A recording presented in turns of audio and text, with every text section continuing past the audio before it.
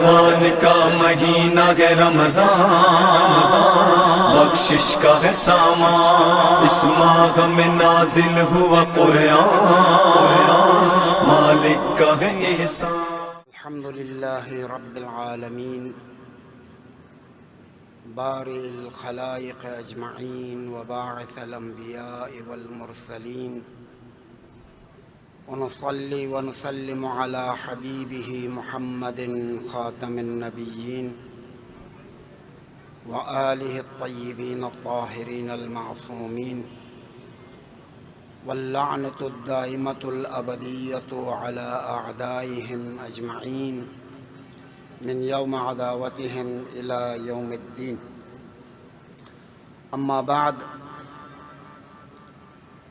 فقال الحق سبحانہ وتعالی فی کتابہ المجید وفرقانہ الحمید، وقولہ الحق وہو اصدق القائلین۔ بسم اللہ الرحمن الرحیم۔ شہر رمضان الذی انزل فیہ القرآن ھدی للناس وبینات من الھدی والفرقان۔ ماہ مبارک رمضان اور تزکیہ نفس کے عنوان سے سلسلہ کلام آپ حضار گرامی قدر کی خدمت میں مسلسل پیش کیا جا رہا ہے۔ کل کی گفتگو اس حوالے سے تھی کہ روزہ روح کی لطافت میں کیا اثر رکھتا ہے،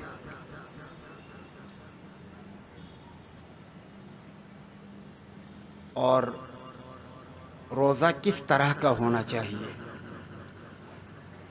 یہ دو باتیں کل کی گفتگو کے آخر میں آپ کی خدمت میں پیش کی گئی تھیں۔ عرض کر دیا کچھ احادیث مبارکہ کی روشنی میں یہ بات تقریباً مسلم الثبوت ہے کہ کثرت غذا کا زیادہ کھانا انسان کی روح میں کدورت پیدا کرنے کا باعث ہے، اور قلت غذا کم کھانا لطافت روح کا باعث ہے، اور روح انسانی ہی سب کچھ ہے۔ روح اگر لطیف ہو تو خدا کی رحمتوں کو اپنی طرف زیادہ سے زیادہ جذب کر سکتی ہے۔ روح اگر لطیف ہو تو ممکن ہے اس بلندی تک بھی پہنچ جائے کہ وہ ملکوت عالم کا مشاہدہ کرے۔ روح اگر لطیف ہو تو وہ رکاوٹیں، وہ پردے، وہ حجابات جو انسان اور حقائق عالم کے درمیان موجود ہیں، ان حجابات کو روح دور کر دے اور حقیقت عالم تک رسائی حاصل کرے۔ اس لیے جن کی روحیں لطیف ہوتی ہیں وہ بہت ساری ایسی حقیقتوں کو دیکھ سکتے ہیں کہ جن کو ایک عام بشر دیکھ نہیں سکتا ہے۔ کل کی گفتگو کے آخر میں کسی آڈینس کے سوال کے جواب میں عرض کر دیا تھا، اور مثال کے طور پہ میں نے پیش کیا تھا کہ حضرت آیت اللہ خامنائی حفظہ اللہ، ان کی روح کی لطافت نے پوری امریکی ڈاکٹرائن کو پڑھا، اور اس کا جواب آپ نے 2 جملوں میں دے دیا، اس پورے ڈاکٹرائن کو تباہ کر دیا۔ جنگ نہ خواہد شد، مذاکرہ ما نہ خواہیم کرد، کمال کے جملے ہیں۔ یہ لطافت روح کا نتیجہ ہے۔ اب یہ حقیقت کسی اور کو نظر نہیں آ سکتی ہے۔ اسی طرح سے ایک اور چیز، بالکل ملموس ایک مثال پیش کروں، چھوتی ہوئی مثال۔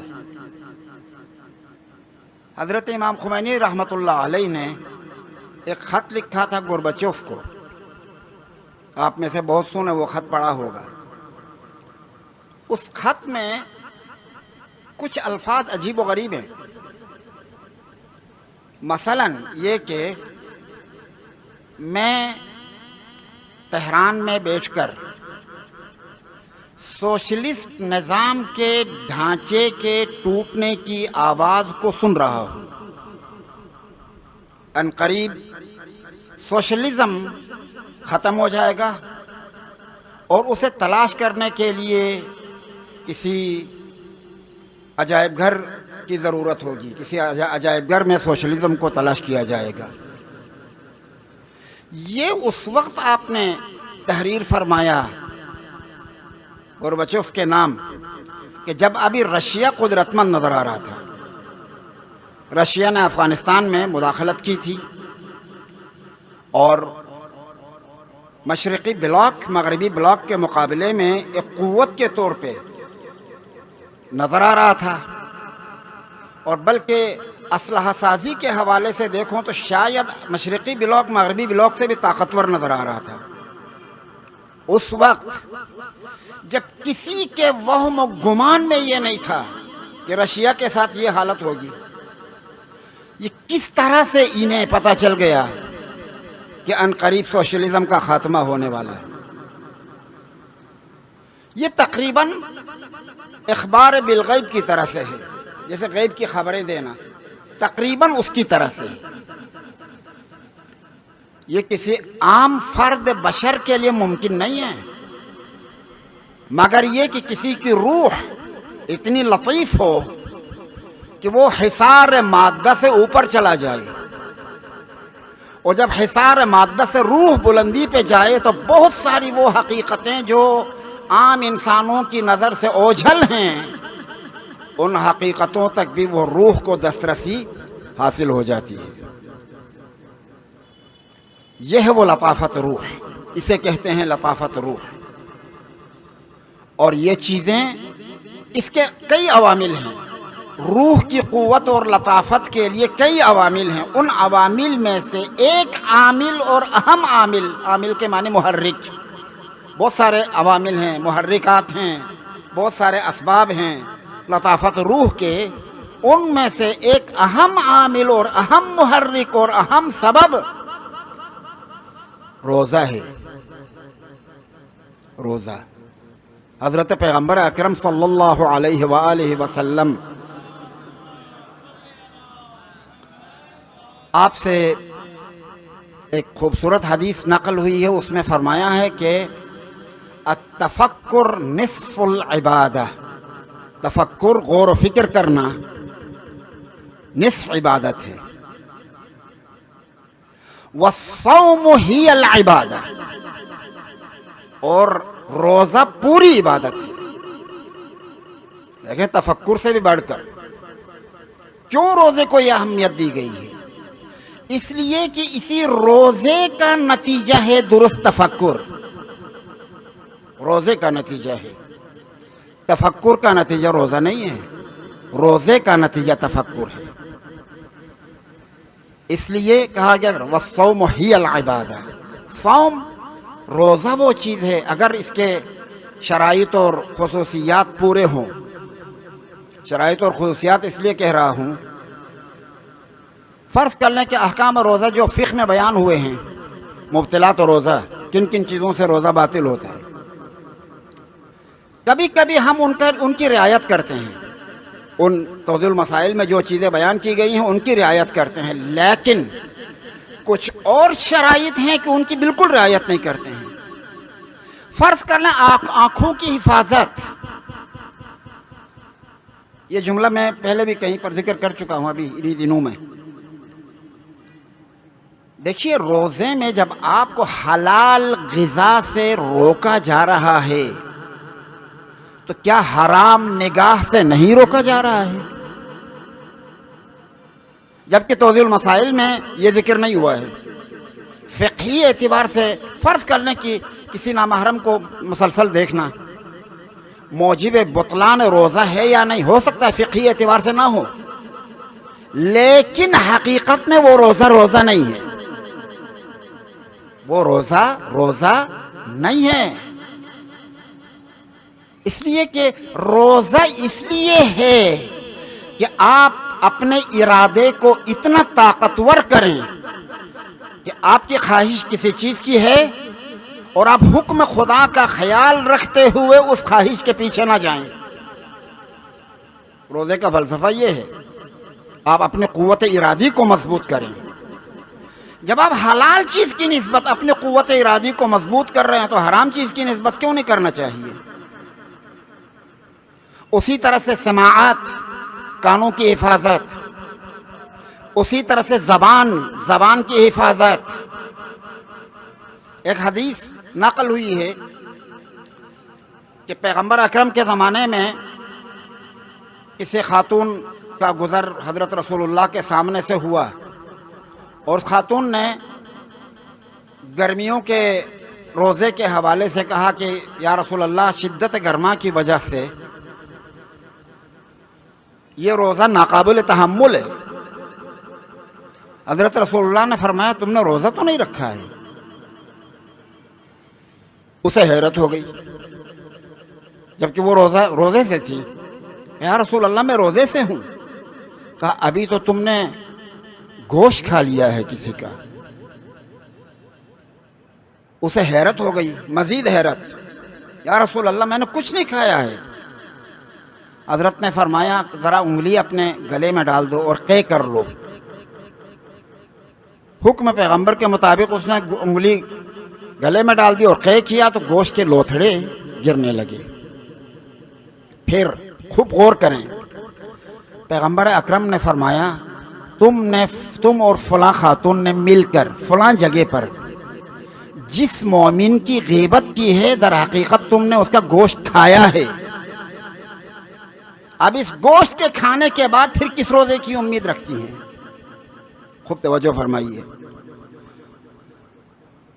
سورہ حجرات میں غیبت کے حوالے سے ہے کہ ایحب احدکم ان یاکل لحم اخیہ میتا فکرہتموہ، کیا تم میں سے کوئی یہ چاہے گا کہ اپنے بھائی کی غیر حاضری میں اس کا گوشت نوچ کے کھا لو، کہ جبکہ اس سے گھن آتا ہے، نوچ کے گوشت کھانے سے گھن آتا ہے؟ کیا تم ایسے گھن آور شے سے، یعنی ایسی چیز کو کھانا پسند کرو گے؟ غیبت کے بارے میں کہا جا رہا ہے کہ یعنی کسی اپنے غیر موجود بھائی کے گوشت کو کھا لینا۔ یہ جو قرآن میں بیان ہوا تھا وہ اس خاتون کے حوالے سے پیغمبر نے فرمایا آپ اپنی انگلی گلے میں ڈال دو، قے کر لو۔ اس نے قے کیا اور پتہ چلا کہ وہی گوشت جو اس نے کھایا تھا وہ یہاں نکل گیا۔ خوب توجہ کریں، یہاں ایک نقطے کی طرف اشارہ کروں، میری گفتگو سے ہٹ کے ہے یہ۔ وہ نقطہ یہ ہے کہ یہ حقیقتاً کوئی گوشت ہوتا نہیں ہے، لیکن اس جگہ چونکہ پیغمبر اکرم ان کو دکھانا چاہتے تھے کہ جو قرآن نے کہا ہے اس کا تم نے ارتکاب کیا ہے، لہذا اس کے لیے پیغمبر نے بے اعجاز یہ کر دیا کہ اس نے گلے میں انگلی ڈال دی تو گوشت نکل گیا۔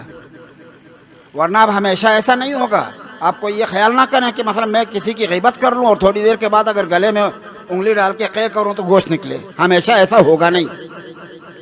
یہ میں اس لیے کہہ رہا ہوں، یہ بریکٹ میں یہ اسے پیش کر رہا ہوں کہ کبھی کبھی غلط فہمیاں پیدا ہو جاتی ہیں۔ وہ کبھی کسی بات کو بیان کرنے کے لیے پیغمبر اس مثالی بات کو مجسم فرما دیتے ہیں، ایسا ہو سکتا ہے۔ خوب تو کہنے کا اس واقعے کو میں نے کیوں ذکر کیا؟ اس واقعے کو ذکر اس لیے کیا کہ پیغمبر اکرم نے واضح طور پہ فرمایا غیبت کے بعد کون سا روزہ، غیبت کرنے کے بعد کون سا روزہ۔ اگر غیبت کے بعد کون سا روزہ تو میوزک سننے کے بعد کون سا روزہ، حرام منظر کو دیکھنے کے بعد کون سا روزہ؟ یہ سارے گناہ ہیں۔ جب حلال چیز سے ہم اجتناب کرتے ہیں روزے میں تو حرام چیز سے تو بطریق اولا اجتناب کرنا چاہیے، اس سے تو اجتناب کرنا ہی چاہیے۔ اگر ان شرائط کے ساتھ روزہ رکھے کوئی کہ آنکھوں کو بچائے، کانوں کو بچائے، زبان کو بچائے، ہاتھوں کو بچائے، حتیٰ خواص کا جو روزہ ہے، جو خاص لوگوں کا روزہ، اعلیٰ لوگوں کا، وی آئی پیز کا روزہ، وہ روزہ تو اس حد تک ہوتا ہے کہ سوچ کو بھی بچاتے ہیں وہ گناہ کی طرف جانے سے۔ عام دنوں میں ممکن ہے اس کی سوچ گناہ کی طرف جائے، لیکن ماہ مبارک رمضان میں وہ اپنی سوچ کو بھی گناہ کی طرف جانے سے روکتے ہیں۔ اس طرح کا روزہ، اگر اس طرح کا روزہ رکھا جائے تو یقیناً انسان کی روح اس کے نتیجے میں بہت طاقتور ہو جائے گی۔ وَكَذَلِكَ نُرِي إِبْرَاهِيمَ مَلَكُوتَ السَّمَاوَاتِ وَالْأَرْضِ وَلِيَكُونَ مِنَ الْمُوقِنِينَ۔ حضرت ابراہیم کی خصوصیت یہ تھی کہ وہ ملکوت آسمان اور ملکوت زمین کو دیکھ سکتے تھے۔ کل یہ لفظ استعمال کیا میں نے ملکوت کا، اور آپ سے وعدہ کیا تھا کہ ملکوت کے بارے میں بیان کرنا چاہیے کہ ملکوت کیا چیز ہے، اسے میں بیان کروں پھر آگے بڑھ جاؤں۔ ملکوت، خوب غور کریں، یہ دو لفظ ہیں، ملک، ملکوت۔ ملک یہ عالم ہے، عالم ظاہر، عالم مادہ، عالم طبیعت، نیچرل ورلڈ، میٹریلسٹک ورلڈ، یا مثلا مادی دنیا جس میں ہم ہیں، ہمارے آس پاس سب چیزیں مادی ہیں، اس کو کہتے ہیں عالم ملک۔ یہ عالم ملک ہے۔ تبارک الذی بیدہ الملک، بابرکت ہے وہ ذات کے عالم ملک جس کے اختیار میں ہے، بیدہ الملک، یہ عالم ملک ہے جس میں ہم رہ رہے ہیں۔ اس عالم ملک کے مقابلے میں ایک اور عالم ہے، بلکہ مقابلے میں نہیں، اس پر محیط، اس عالم ملک کو گھیرا ہوا ایک اور عالم ہے۔ اس عالم کو کہتے ہیں عالم ملکوت۔ عالم ملکوت کے دائرے میں ہیں عالم ملک، لیکن اس کے باوجود عالم ملک ظاہر ہے، عالم ملکوت باطن، اور عالم ملکوت عالم ملک سے کئی گنا وسیع ہے، بہت زیادہ وسیع، اور عالم ملک بہت محدود ہے عالم ملکوت کے مقابلے میں۔ اور عالم ملک میں جو کچھ ہوتا ہے اس کا فیصلہ عالم ملکوت میں ہو رہا ہوتا ہے۔ جو بھی ہونا ہو یہاں پر اس کا فیصلہ کہیں اور ہو چکا ہوتا ہے، اس کے مطابق یہاں پر حوادث یا وقائع رونما ہو جاتے ہیں۔ ان حوادث اور وقائع کا رونما ہونا عالم ملکوت کے اشارے کے بغیر ناممکن ہے۔ کسی فارسی زبان شاعر نے کہا کہ صورتی در زیر دارد انچ در بالاستی، جو کچھ یہاں نظر آ رہا ہے وہ جو اوپر ہے اس کی ایک صورت ہے، اس کا فیصلہ کہیں اور ہو چکا ہوتا ہے، وہ عالم ملک ہے۔ اس عالم ملک تک کسی عام فرد بشر کی نگاہ نہیں جا سکتی ہے۔ نگاہ جب ہم کہتے ہیں، خوب غور کریں، یہ نگاہ نہیں ہے، یہ تو قطعاً نہیں جاتی ہے، چھوڑیں اس کو۔ عالم ملک کو دیکھنے کے لیے جس نگاہ کی ضرورت ہے وہ یہاں ہے، نہ یہاں۔ وہ انسان کے باطن کے اندر ایک نگاہ ہے، اس نگاہ کے ذریعے سے عالم ملکوت کو دیکھا جا سکتا ہے، اور اس نگاہ کا تعلق روح سے ہے۔ روح کی نگاہ، روح کی نگاہ کے ذریعے سے عالم ملکوت کو دیکھا جا سکتا ہے، اور اس روح کی نگاہ کے ذریعے سے عالم ملکوت کو دیکھ سکنے کے لیے روح کا قدرت مند ہونا ضروری ہے، روح کا طاقتور ہونا ضروری ہے، روح کی شفافیت اور ٹرانسپیرنسی ضروری ہے، اور یہ سب چیزیں حاصل ہوتی ہیں روزے سے۔ کئی عوامل ہیں، اس کے اور بھی عوامل ہیں، لیکن روزہ سب سے اہم عامل ہے۔ روزے سے روح کی طاقت حاصل ہو جاتی ہے۔ اس لیے میں ائمہ علیہم السلام کی بات نہیں کر رہا ہوں، میں معصومین کی بات نہیں کر رہا ہوں.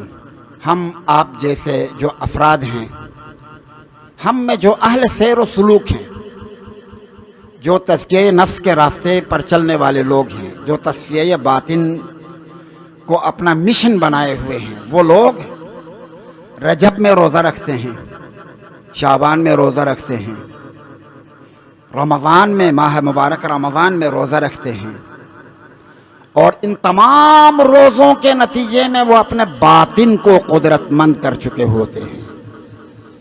اور روزہ بھی اس طرح کا روزہ تمام شرائط والا. آج حضرت امام سجاد علیہ افضل الصلاۃ والسلام کی ایک ان سے منقول ایک بات نظر سے گزری، ایک حدیث. وہ یہ کہ حضرت امام سجاد ہر روزے میں ایک دمبا ذبح کرتے تھے،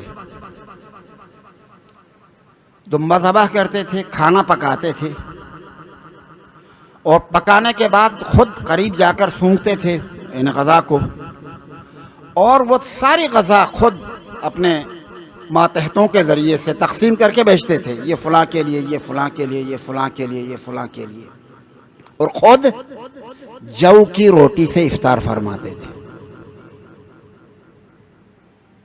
ایسا نہیں کہ نہیں تھا، یہ خیال نہ کریں. کبھی بعض دفعہ بعض لوگ سوچتے ہیں ان کے پاس کچھ نہیں تھا. نہ بابا، ایسی بات نہیں ہے. ایسا نہیں کہ نہیں تھا، کھا سکتے تھے، لیکن اگر اس طرح سے کھاتے تو روح میں یہ بلندی پیدا نہ ہوتی. اس روح کی بلندی کے خاطر، البتہ میں مطمئن ہوں ائمہ علیہم السلام کو روح کی بلندی کی بھی ضرورت نہیں ہے، انہیں اس کی بھی ضرورت نہیں ہے، وہ اس سے بھی بالا تر ہیں، وہ حقیقت عالم تک پہنچے ہوئے ہیں، لہذا وہ اسی کو بندگی سمجھتے ہیں، اسی عمل کو بندگی سمجھتے ہیں کہ آپ دوسروں کو آسائش دے دیں، دوسروں کو کھانا کھلائیں، دوسروں کو زندگی عطا کریں، اور خود جو کی روٹی سے افطار کریں، جو حضرت مولا امیر المومنین کا وتیرہ اور طریقہ تھا. اور ہمارا طریقہ کار کیا ہے؟ ہمارا معاملہ، ہم روزہ رکھتے ہیں، لیکن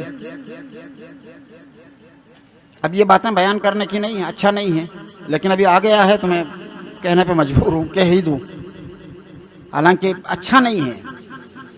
ہم مثلا فرض کر لیں کہ ہم اپنے ہمسائے میں ان کی حالت کیا ہے، وہ ان کے پاس کوئی کھانے کو بھی کچھ ہے یا نہیں، سوچے بغیر بہترین کھانا ہم بنا لیتے ہیں اور خود کھا لیتے ہیں. خدا نہ خواستہ رشتہ داروں میں، ہمسائیگی میں اگر کوئی بندہ ایسا ہے کہ جو بھوکا ہے یا اس کے پاس مناسب غذا نہیں ہے، اور خدا نہ خواستہ اگر کوئی یتیم فیملی ایسی ہے آس پاس میں یا رشتہ داری میں کہ جن کے پاس کھانے کی کمی ہے، اور ہم اس طرح سے کھائیں اور روزہ رکھیں، تو آپ کے خیال میں اس روزے کے ذریعے سے کیا روح میں لطافت پیدا ہو جائے گی؟ اس روزے سے کیا لطافت پیدا ہو جائے گی؟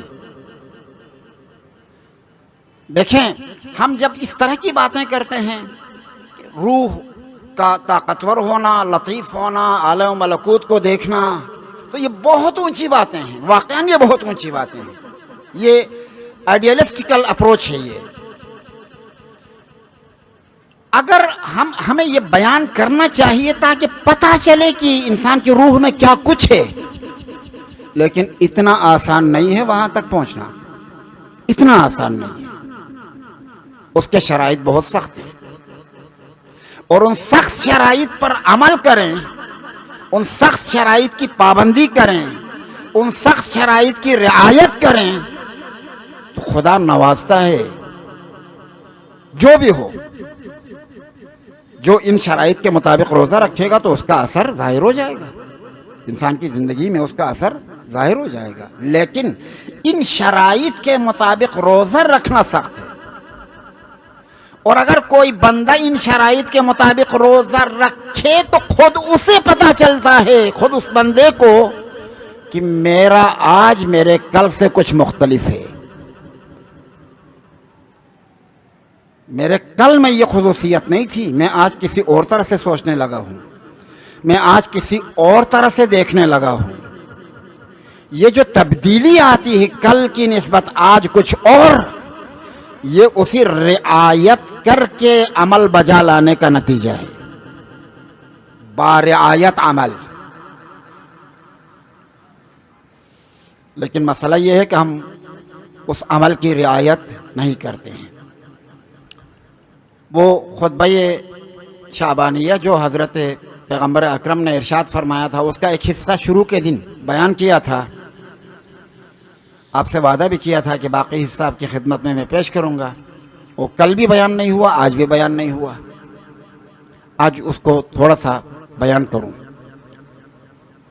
اس میں فرمایا گیا کہ شہر دعیتم فیہ الی ضیافت اللہ، یہ وہ مہینہ ہے کہ جس میں تمہیں ضیافت الہیہ کی دعوت دی گئی ہے۔ ضیافت الہیہ کے نتیجے میں روح میں وہ بلندی پیدا ہوتی ہے، ایسی معنوی غذا آپ کو حاصل ہوتی ہے، اور یہ معنوی غذا اس مادی غذا سے اجتناب کے نتیجے میں حاصل ہونے والی غذا ہے۔ اس کے نتیجے میں روح انسانی اتنی طاقتور ہوتی ہے۔ وَجُعِلْتُمْ فِيهِ مِنْ أَهْلِ كَرَامَةِ اللَّهِ، اس مہینے میں تمہیں ان میں سے قرار دیا گیا ہے کہ جن کو خدا نے کرامت بخشی ہے، قیمتی ہیں، قیمتی انسانوں میں سے تمہیں قرار دیا گیا ہے۔ قیمتی انسان اس ذیل میں حضرت امام جعفر صادق علیہ افضل الصلاۃ والسلام سے ایک حدیث منقول ہوئی ہے، ممکن ہے یہ کنٹروورشل ہو علمی اعتبار سے، ہاں کوئی مسلکی اعتبار سے نہیں، علمی اعتبار سے کچھ کنٹروورشل ہو۔ وہ حدیث یہ ہے کہ تمہیں خدا نے اس مہینے میں ان افراد میں سے قرار دیا ہے کہ جن کو خدا نے قیمت بخشی ہے۔ اس کا بیان امام نے اس طرح فرمایا کہ تمہیں اس مہینے میں انبیاء میں سے قرار دیا ہے، انبیاء ما سبق میں سے، یعنی ان کا جو مقام ہے وہ مقام خدا نے آپ کو عطا کیا ہے۔ پھر امام فرماتے ہیں کہ گزشتہ زمانوں میں روزہ، اس طرح کا روزہ صرف انبیاء پر فرض تھا، باقی امتوں پر نہیں۔ اس پر کسی سائل نے بلکہ سوال بھی کیا حضرت سے کہ فرزند رسول، یہ تو قرآن میں اس طرح سے ہے کہ کتب علیکم الصیام کما کتب علی الذین من قبلکم، تم پر روزے فرض کیے گئے ہیں جس طرح سے تم سے گزشتگان پر فرض کیے گئے ہیں۔ تو حضرت نے فرمایا گزشتگان میں گزشتہ امت نہیں ہے، گزشتہ انبیاء ہیں، یعنی جس طرح سے گزشتہ انبیاء پر روزے فرض کیے گئے تھے اسی طرح سے تم پر روزے فرض کیے گئے ہیں۔ تو جو مقام اللہ نے گزشتہ انبیاء کو دے دیا تھا وہ مقام اللہ تمہیں عطا کر رہا ہے۔ ان کے لیے روزہ فرض کیا تھا، تمہارے لیے بھی روزے فرض کیے گئے ہیں۔ جعلتم فیہ من اہل کرامت اللہ، اللہ نے اس مہینے میں تمہیں ان میں سے قرار دیا ہے کہ جن کو کرامت بخشی ہے، اور وہ انبیاء ہیں۔ اس کے بعد دیکھیے انفاسکم فیہ تسبیح، اس مہینے میں روزہ رکھے ہوئے خدا کی بندگی کی حالت میں جب تمہاری سانس کی آمد و رفت ہوتی ہے، سانس کا لینا سانس کا چھوڑنا، یہ سانس کی آمد و رفت تسبیح خدا کے حساب میں ہے۔ جس طرح سے جب آپ تسبیح پڑھتے ہیں تو ثواب ملتا ہے، اس سانس کے آمد و رفت پر ثواب ہے۔ آپ نے کچھ کیا نہیں ہے، آپ نے صرف سانس لی ہے، سانس لینا تسبیح ہے۔ کیوں؟ اس لیے کہ آپ اطاعت کی حالت میں ہیں، روزے کی حالت میں ہیں، اور روزہ بھی ان تمام خصوصیات کے ساتھ۔ اگر اس طرح کا روزہ رکھا ہے تو آپ کا سانس لینا عبادت تسبیح ہے۔ انفاسکم فیہ تسبیح वन्नौमुकुम फीह इबादह, और इस महीने में तुम सो जाओ। तो चूंकि बंदगी इख्तियार की हुई है, खुदा का रोज़ा रखा हुआ है, इस बंदगी की हालत में जो तुम्हें नींद आएगी, ये नींद इबादत है, सोना इबादत है। सो जाओ, आपका सोना इबादत है। नौमुकुम फीही इबादत। ज़रूरी नहीं है कि इंसान इबादत करे तो वही इबादत हो, कभी कभी सोना भी इबादत है, और कभी कभी सोना ऐसी बरतरीन इबादत है कि उसकी तरह की कोई इबादत हो ही नहीं सकती है। आप लोग समझ गए माशाअल्लाह से, आपके ज़हन रसान है, कैच कर लिया जो मैं अर्ज़ करना चाह रहा हूँ। हज़रत अमीर अल-मोमिनीन अली इब्न अबी तालिब अलैहि अफ़ज़लुस्सलातु वस्सलाम, आपकी ज़िंदगी में आप एक शब सोए हैं, खुद आपका बयान है कि आप सोए। हज़रत ने फरमाया कि मैं एक शब सोया हूँ। कब? वो कब? शब हिजरत में। शब हिजरत में मैं सोया हूँ। और उसकी वजह भी बता दी कि जिस खुदा की बंदगी में मैं रातें जाग कर गुजारता था, जब वही खुदा कहे सो जाओ, तो मेरी इबादत ये है कि मैं सो जाऊं। और क्या इबादत थी ये इबादत कि खुदा की रजा को खरीद ली। किसी और इबादत के नतीजे में हजरत अमीर अल-मोमिनीन को यह मकाम हासिल नहीं हुआ जो मकाम इस सोने के नतीजे में हासिल हुआ, रज़ा इलाही को खरीदा। तो इस बिना पर हम चूंकि हमारी हम फ़र्ज़ कर लें, मेरे पास कुछ मिसालें हैं। हम जब कहीं चले जाते हैं, मतलब हमारे इलाके में गिलगित में किसी के घर जाते हैं तो कहते चाय बनाएंगे, हालांकि उनके बाग में चेरी हैं, खुबानी हैं और तरह के फल हैं, तरह तरह के लदे हुए हैं। मैं उनसे कहता हूँ भैया चाय क्यों बनाते हैं, ये फल लाओ, फल तो बहुत बेहतर है चाय से। वो फल देने के बाद ख्याल करते हैं जैसे कोई खिदमत हुई ही नहीं। आदत बनी है ना, आदत बनी कि जब तक अपने हाथ से कुछ बना के न दे दें जैसे कोई खिदमत हुई ही नहीं, ये आदत है। हम भी समझते हैं कि जब तक उठें बैठें और सजदा रुकू सुजूद ये चीज़ें न करें, ऐसा लगता है कि हमने कुछ किया ही नहीं। ऐसा नहीं है भाई, आप इताअत की नीयत के साथ सो जाएं तो ये इबादत है। नौमुकुम फीह इबादत, सो जाओ और आपका सोना इबादत है।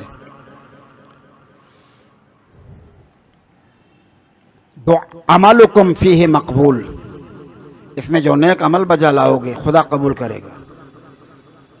अच्छा अमल, मरीज़ की तीमारदारी, किसी मोहताज की रफ़अ हाजत करना, उसकी ज़रूरत को पूरी करना, बहुत सारे मसाइल हैं, बहुत सारे आमाल हैं। वो इबादत की शक्ल में आमाल भी हैं, मदद की शक्ल में आमाल भी हैं, तरह तरह के आमाल हैं। सदका देना, इस्तिग़फ़ार पढ़ना, ये सब के सब आमाल हैं। और ये आमाल जो भी करोगे क़स्द बंदगी के साथ, आपका अमल कबूल है। किसी और महीने में गारंटी नहीं है कि कबूल हो ना हो। इस महीने में पैगंबर के फरमान के मुताबिक गारंटीड है कि इसमें आपका अमल कबूल होगा। अमलुकुम फीह मकबूल, सुबहान अल्लाह। अगर ऐसा है, वाक़अन ऐसा है, हमारा अमल कबूल होता है, तो क्यों हम सुस्ती करें, ज़्यादा से ज़्यादा अमल करें ताकि उस मकबूल अमल का सवाब पाए। अमलुकुम फीह मकबूल व दुआउकुम फीह मुस्तजाब। बाकी महीनों के और बाकी दिनों की निस्बत इस महीने में और इन दिनों में तुम्हारी दुआ ज़्यादा काबिल कबूल है। अगर कबूलियत दुआ के शराइत पाए जाएं तो ये कतई तौर पे कबूल है, क्योंकि इसके भी शराइत हैं।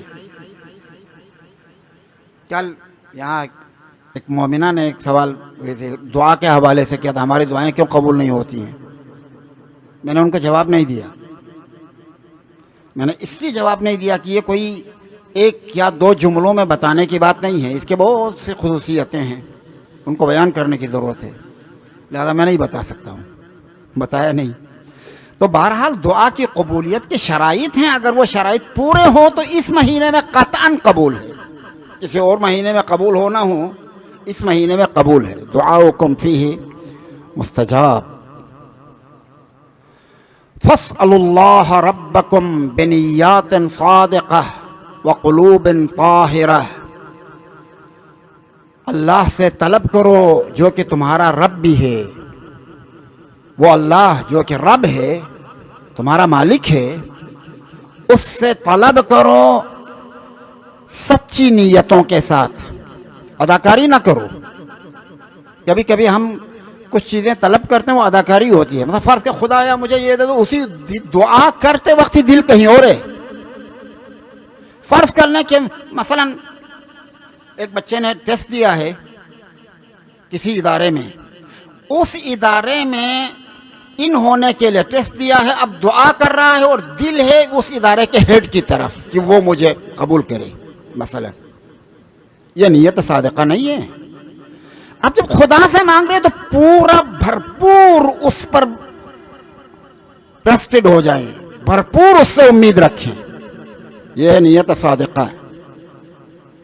بات خدا کے ساتھ کر رہے ہیں، دل کہیں اور ہے، یہ نیت صادقہ نہیں ہے۔ فاسألوا اللہ ربکم بنیات صادقہ، سچی نیتوں کے ساتھ، وقلوب طاہرہ، اور پاک روحوں کے ساتھ۔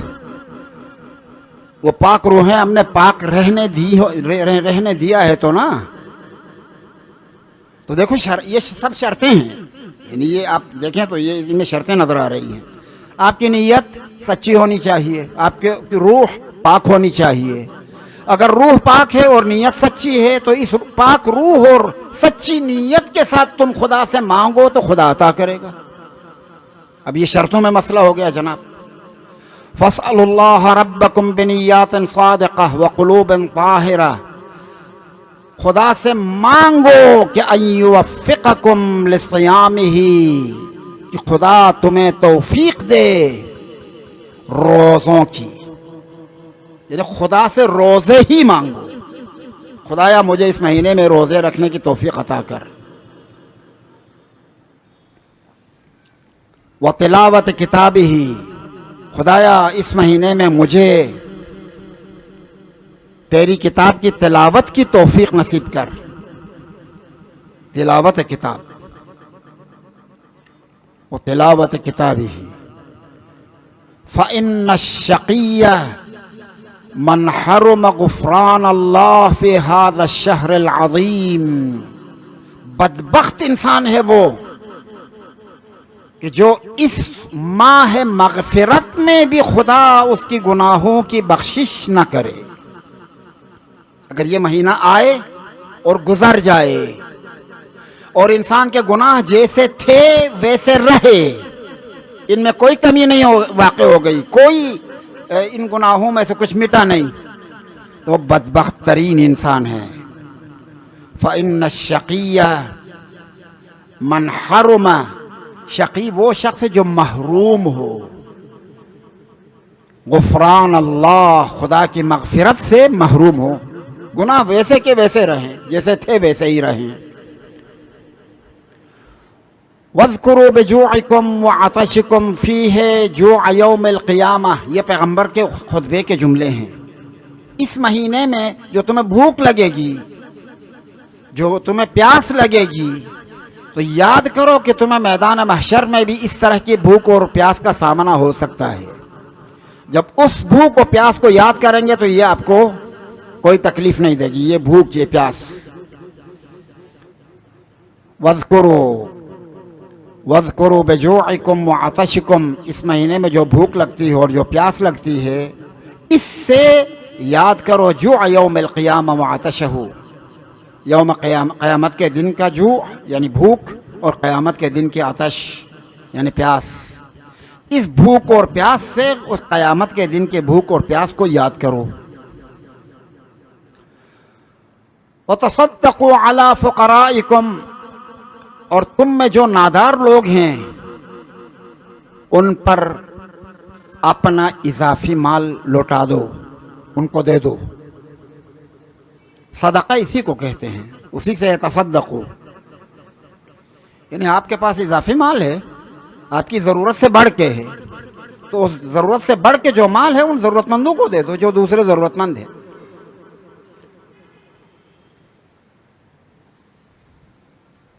وتصدقوا على فقرائكم ومساکینکم ووقروا کبارکم، تمہارے جو بڑے ہیں ان کی توقیر اور عزت دو انہیں. اس مہینے کی خصوصی طور پہ تذکرہ ہے. ہاں، بابا، دادا، نانا یا کوئی اور جو سن رسیدہ ہیں، آپ جوان ہیں تو ان کی توقیر کرو، انہیں عزت دو. ان کی بات سے آگے بڑھ کے بات نہ کرو، ان کی آواز پر اپنی آواز کو اونچی نہ رکھو، ان کی خواہش کا احترام کرو. وہ اگر تم سے کسی چیز کی خواہش رکھتے ہیں، آپ کے لیے ممکن ہے تو بجا لاؤ، اور اگر ممکن نہیں ہے تو مؤدبانہ انداز میں انہیں سمجھا دو. مؤدبانہ انداز میں. یہ ہے توقیر کبار، بڑوں کی توقیر، ان کی تعظیم، عزت. وَوَقِّرُوا كِبَارَكُمْ، بڑوں کو عزت دو. وَارْحَمُوا صِغَارَكُمْ، بچوں پر رحم کرو. رمضان میں بھوک لگتی ہے، کام زیادہ ہوتے ہیں، خاص طور پر مائیں، کچن میں کام کرنے والے خواتین. بچے جا کے جب ہلٹ بازی کرتے ہیں تو ان کو کبھی کبھی مارتی ہیں. اور دنوں میں کچھ بھی ہو، ماہ رمضان میں نہ مارو. وَارْحَمُوا صِغَارَكُمْ، اپنے بچوں پر رحم کرو. یہ پیغمبر اکرم کی نصیحتیں ہیں. یعنی اس مہینے میں کیا کرنا چاہیے، جو کرنا چاہیے وہ بیان فرما رہے ہیں. وَارْحَمُوا صِغَارَكُمْ، یہ بھی ایک عمل ہے. جس طرح سے تلاوت قرآن ایک عمل ہے، روزہ رکھنا ایک عمل ہے، توقیر بڑوں کی توقیر کرنا اور بچوں کے اوپر رحم کرنا، یہ بھی عمل ہے، یہ بھی عبادت ہے، یہ بھی فرمان ہے پیغمبر اکرم صلی اللہ علیہ وآلہ وسلم کی رعایت ہے. اللہم صلی علی محمد وعلی. وصلوا ارحامکم، اپنے رشتہ داروں سے رشتہ داری جوڑے رکھو. کسی اور مہینے میں اگر آپ رشتہ داروں کے پاس جانا کم ہوا ہے تو اس مہینے میں زیادہ کر دو. ماہ مبارک رمضان میں انہیں بلاؤ، افطار میں خود جاؤ ان کے پاس، صلہ رحم کرو. آپ کو پتہ ہے صلہ رحم سے انسان کی عمر بڑھ جاتی ہے، مال میں اضافہ ہوتا ہے، نفس میں سکون اور اطمینان پیدا ہوتا ہے. یہ خصوصیات ہیں صلہ رحم کے. صلہ رحم ویسے بھی فرائض میں سے ہے، تو اس ماہ مبارک رمضان کے اور خصوصی طور پہ پیغمبر نے خصوصی طور پہ جو جن باتوں کی نصیحت اور ہدایت فرمائی ہیں ان میں ایک صلہ رحم ہے. صلوا ارحامکم، رشتہ داروں کے ساتھ رشتہ داری جوڑے رکھو. واحفظوا السنتکم، اپنی زبانوں کو بچاؤ. زبان کو بچانا، زبان کے گناہ. ایک صاحب نے ایک کام کیا ہے، زبان سے انجام پانے والے گناہ ان کو جمع کیا ہے. تقریباً 250 صفحات کی ایک کتاب بن گئی ہے. زبان سے انجام پانے والے گناہ، غیبت، بہتان، گالی، ناروا نسبت، کسی کی مدح سرائی میں اضافہ کرنا، جو ہے اس سے بڑھ کے پیش کرنا، کسی کی برائی بیان کرتے ہوئے جو ہے اس سے زیادہ برا دکھانا، یہ سارے زبان کے کارنامے ہیں. اس لیے زبان کو کم استعمال میں لاؤ، اور جو استعمال میں لاؤ وہ صرف اطاعت میں ہو. یہ ہے زبان کی حفاظت. زبان، یا تو آپ کے پاس اتنی قدرت ہونی چاہیے کہ جب زبان کھولیں تو آپ کو پتہ ہو کہ اس زبان کو اطاعت الہی سے ہٹ کر کچھ اور بولنے میں نہیں دوں گا. یا تو اتنی قدرت ہونی چاہیے، اور اگر اتنی قدرت نہیں ہے تو پھر زبان پہ پابندی لگا دو. اگر ایسی قوت نہیں ہے تو پھر روکو، اس کو بولنے نہ دو. اس لیے زبان کی حفاظت کرو. پیغمبر فرماتے ہیں کہ وَاحْفَظُوا أَلْسِنَتَكُمْ، اپنی زبانوں کی حفاظت کرو. وَغُضُّوا عَمَّا لَا يَحِلُّ النَّظَرُ إِلَيْهِ أَبْصَارَكُمْ، اور اپنی نگاہوں کو ان چیزوں اور ان باتوں کی طرف کہ جن کی طرف جانا جائز نہیں ہے. اس نگاہ کو ان بعض باتیں اور بعض حقیقتیں ایسی ہیں کہ ان کی طرف جانا جائز نہیں ہے، ان کی طرف جانے سے روکو. نامحرم کی طرف دیکھنے سے روکو.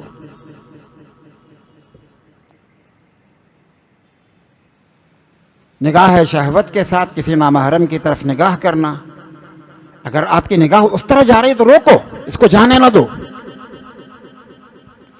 یا کہیں پر کوئی گناہ ہو رہی ہے، اس محفل گناہ میں آپ کی نگاہ شریک ہونا چاہتی ہے تو شریک نہ کرو. فرض کر لیں کہیں پر، الیاذ باللہ یہ باتیں بیان نہیں کرنی چاہیے لیکن بطور مثال میں ذکر کر رہا ہوں، رقص کی کوئی محفل ہے اور آپ کی نگاہ اس طرف جا رہی ہے، روکو، اس کو جانے نہ دو. یعنی ہر وہ کام کہ جو مرضی خدا کے خلاف ہو، اس کام میں اس آنکھ کو شریک ہونے نہ دو، اس کو روکو. روزہ یہ ہے، اصل روزہ یہ ہے. دوسروں کی نسبت پیغمبر نے بتا دیا، رشتہ داروں کی نسبت تمہارا رویہ یوں ہونا چاہیے، بزرگوں کی نسبت تمہارا رویہ یوں ہونا چاہیے، بچوں کی نسبت تمہارا رویہ یوں ہونا چاہیے، زبان کی نسبت تمہیں ایسا ہونا چاہیے، آنکھوں کی نسبت تمہیں ایسا ہونا چاہیے. جب آپ ان تمام چیزوں کی رعایت کریں گے تو آپ ایک پرفیکٹ بندہ بن جائیں گے، بندہ خدا، عبد، ایک اچھا عبد. اور جب ایک اچھا عبد بنیں گے تو آپ کی روح ہوگی طاقتور، اور جب آپ کی روح طاقتور ہوگی تو ممکن ہے ملکوت السماوات والارض کا مشاہدہ بھی کر سکیں. دعا کرتے ہیں کہ پروردگار عالم ہم سب کو اس طرح سے اطاعت کرنے کی توفیق عطا فرمائے جس طرح کی اطاعت خدا ہم سے چاہتا ہے. پروردگار ہمیں ان گرمی کے ایام میں ان گرم روزوں پر صبر اور تحمل عطا فرمائیں. پروردگار ہماری دعاؤں کو قبول فرمائیں اور ہمیں وہ روزہ رکھنے کی توفیق عطا فرمائیں جو روزہ اس کے لیے قابل قبول ہے. پروردگار عالم ہمیں ان لوگوں میں سے قرار دے کہ جن کے روزے خدا کے حضور میں مقبول ہیں اور جو خدا کی طرف سے مختلف نعمتیں انہیں حاصل ہیں. خدا ہمیں ان بندگان مخصوص میں سے قرار دے دے. پروردگارہ، دنیا میں جہاں کہیں پر بھی تیرے بندوں پر ظلم اور ستم ہو رہا ہے، خدایا بحق محمد و آل محمد اس ظلم و ستم کو برطرف فرما. خاص طور پر یمن میں، عراق میں، سیریا میں، کشمیر میں، برما میں اور مختلف جگہوں پر جو اہل حق ہیں ان کے اوپر ظلم و ستم ہو رہا ہے. خدایا ان کے ظلم اور ستم کو برطرف فرما، ظالمین کو نیست اور نابود فرما. سلطان دوران امام زمان عجل اللہ تعالی فرجہ الشریف کے ایام ظہور کو قریب سے قریب تر فرما. وصلی اللہ علی سیدنا محمد وآلہ الطاہرین.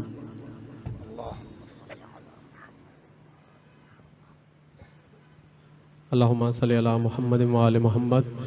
5 منٹ کا وقفہ ہے سوال جواب کے لیے. یہ تھوڑا سا ٹائم زیادہ ہو گیا تو آج 10 کے بجائے 5 منٹ ہے. اگر کسی کو سوال ہو تو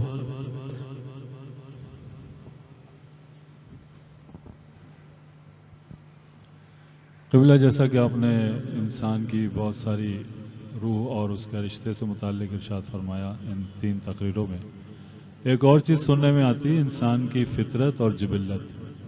یہ کیا ہوتی ہے؟ اس کے بارے میں تھوڑا سا ذرا. خوب، 2 اصطلاحات ہیں، فطرت اور جبلت. جبلت معمولاً حیوانات میں ہے. حیوان فرض کر لیں کہ چڑیا گھونسلہ بناتی ہے،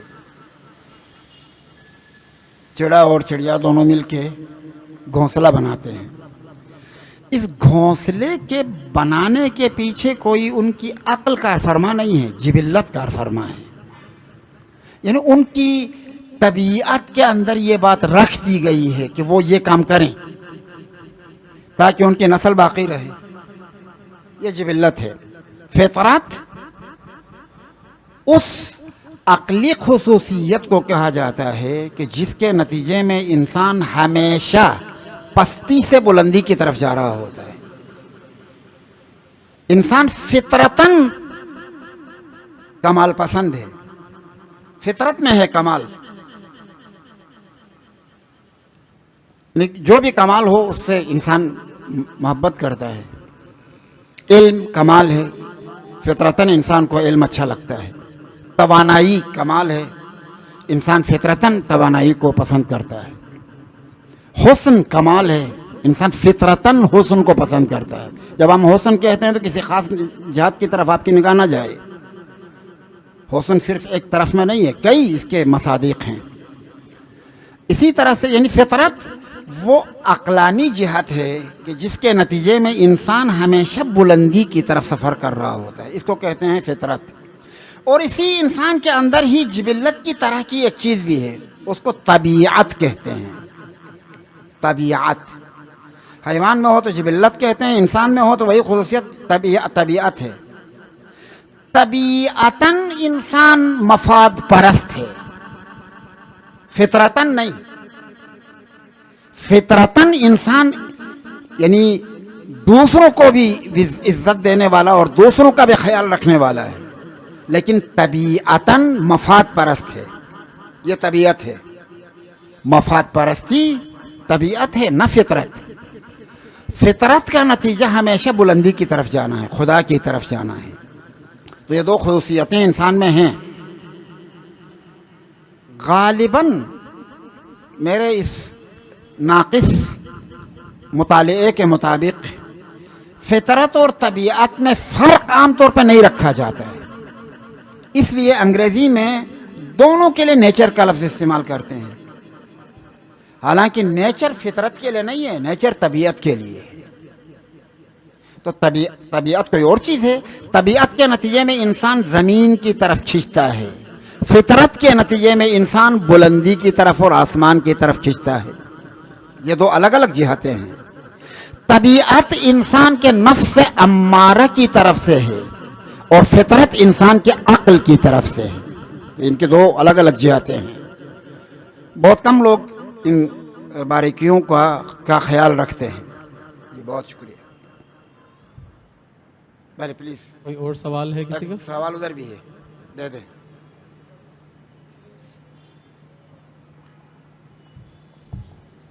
السلام علیکم. بہت شکریہ، بہت اچھی اسپیچ ہے آپ کی. مجھے آپ سے یہ کلیئر کرنا ہے، جبکہ یہ ہم لوگ کا ایک معاشرتی مسئلہ ہے کہ غیبت کے لیے تو بہت ڈسکریج کیا جاتا ہے. ساتھ ہی اسلام میں صلہ رحمی پہ بہت زیادہ زور دیا گیا ہے.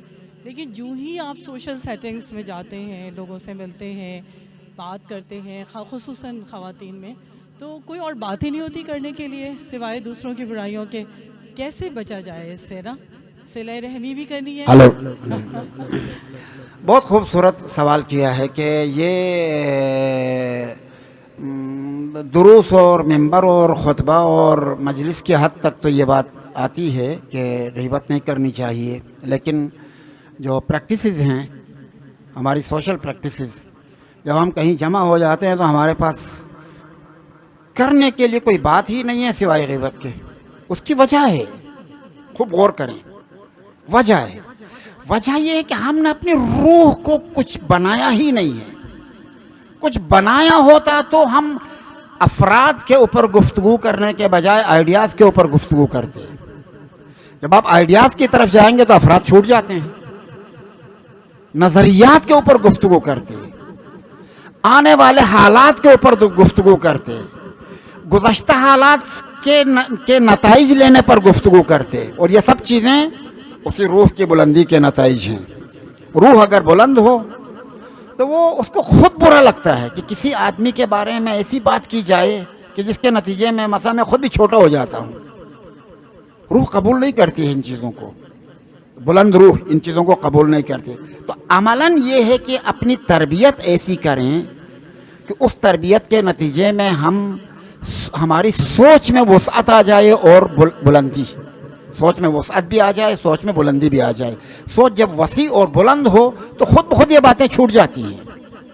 मसलन फ़र्ज़ कर लें, घरों में अगर किचन में बर्तन फैले हुए हों, कमरे में जा बजा मतलब पानी और गंदगी और गलाजत फैली हुई हो, तो कहरी तौर पे मक्खियाँ होंगी ना। जब गंदगी होगी तो मक्खियाँ होंगी। अब आप कहें कि जनाब मैं मक्खियों को भगाने के लिए क्या करूं? क्या करो भाई, घर को साफ रखो। जिस तरह से घर साफ रखना ज़रूरी है और घर साफ हुए बगैर मक्खियाँ ख़त्म नहीं होती हैं, बातिन के घर को साफ रखना ज़रूरी है ताकि ये गीबत शीबत की मक्खियाँ ख़त्म हो जाएं। तो वो अपने अंदर की रूह को बुलंद करने की ज़रूरत है। जब उसमें सफाई और तत्हीर का अमल वजूद में आएगा तो सब चीज़ें छूट जाती हैं।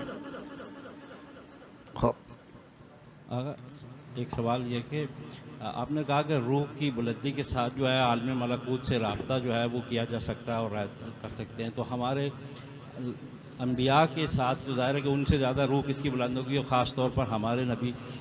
तो इसके बावजूद हम देखते हैं कि उस आलम में और इस आलम उनके दरमियान राब्ते के लिए भी एक फ़रिश्ते का वसीला जो है वो फिर क्यों है बीच में? बहुत खूब, ये अल्लाह का बहुत खूबसूरत सवाल किया है आपने। ये अल्लाह का एक बनाया हुआ निज़ाम है, लेकिन उसके ये मानी नहीं है कि हज़रत पैगम्बर अकरम अगर ये जबराइल ना आते तो उसे क़ुरआनी हक़ाइक़ का इल्म ना होता, ऐसा नहीं है। या आलम लौह महफूज, कुरान मजीद लौह महफूज से उतरा है ना, आलम लौह महफूज का पैगम्बर अकरम आलिम ना होते अगर जबराइल ना होते तो, ऐसा नहीं है। हज़रत पैगम्बर अकरम लौह महफूज के आलिम थे, चाहे जबराइल आए चाहे जबराइल ना आए।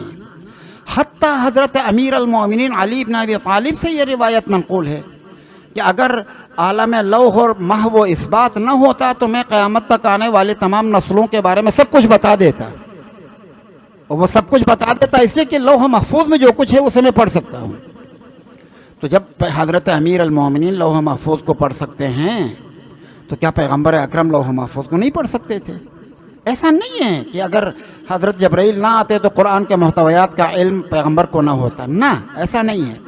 बल्कि एक सिस्टम था, उस सिस्टम के तहत ऑफिशियली तरीक़ा ये था कि आपके पास आयतें किस्तवार नाजिल हों एक एक होके, इसको तंजील कहते हैं। और जो एक साथ नाजिल हुआ है उसको इंजाल कहते हैं। यानी कुरान दो तरह से नाजिल हुआ है, एक साथ भी नाजिल हुआ है क़ल्ब मुबारक पैगम्बर के ऊपर और किस्तों में भी नाजिल हुआ है। और वो एक साथ जो नाजिल हुआ है वो शब क़द्र में नाजिल हुआ है, इन्ना अंज़लनाहु फ़ी लैलतिल क़द्र। और जो किस्तों में नाजिल हुआ है वो तो पैगम्बर के अव्वल बेसत से लेके आपकी हयात के आखिरी लम्हात तक मुसलसल कुरान नाजिल होता रहा। तो इसकी ऑफिशियल तरीक़ा था, इसलिए हज़रत जबराइल को नाजिल किया। नहीं है कि पैगम्बर की निगाह में मलकूत देखने की कोई किसी क़ुव्वत में कमी थी, वो बात नहीं थी।